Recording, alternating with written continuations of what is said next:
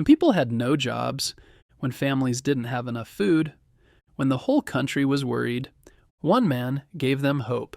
His name was Franklin D. Roosevelt. People called him FDR. He became president during one of the hardest times in American history, and he helped lead the country through not one, but two big crises, the Great Depression and World War II. Franklin was born on January 30th, 1882, in Hyde Park, New York. He lived in a big house with his parents. His family was rich, and he was their only child. His parents gave him a good life. He had tutors, traveled to Europe, and went to the best schools. As a boy, Franklin liked sailing and being outdoors. He was curious. He liked learning about people and places. He wanted to understand how the world worked. He went to Harvard University and later studied law at Columbia. But he didn't finish law school.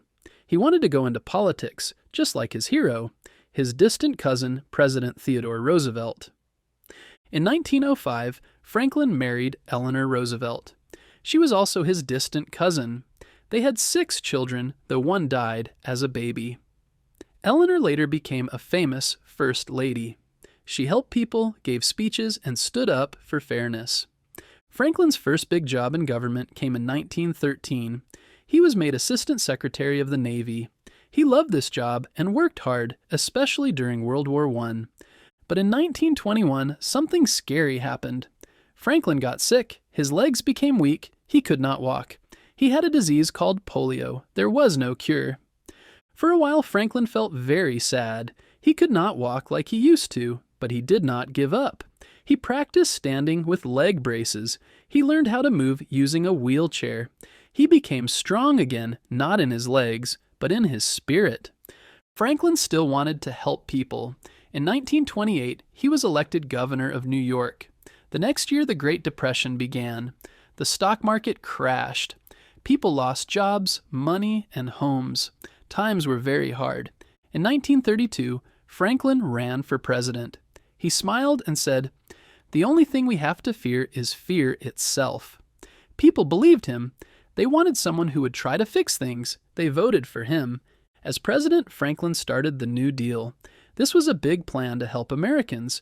He created jobs, helped farmers, and gave food to hungry families. He made new laws to protect workers and their money in banks. He also talked to people on the radio. He called these talks fireside chats.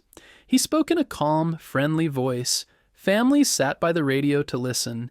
He made them feel safe and heard.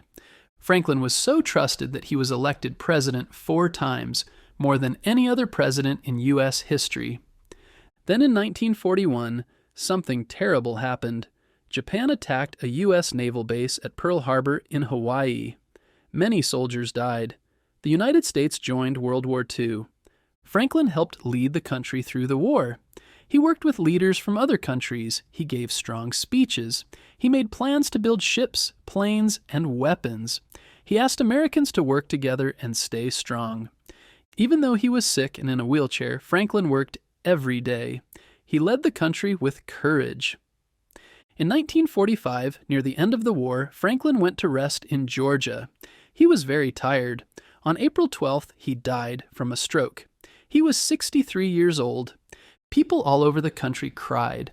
They had lost the president who helped them through the Great Depression and World War II. He had led with hope, even when things were dark. Today, people still remember Franklin D. Roosevelt. His face is on the dime.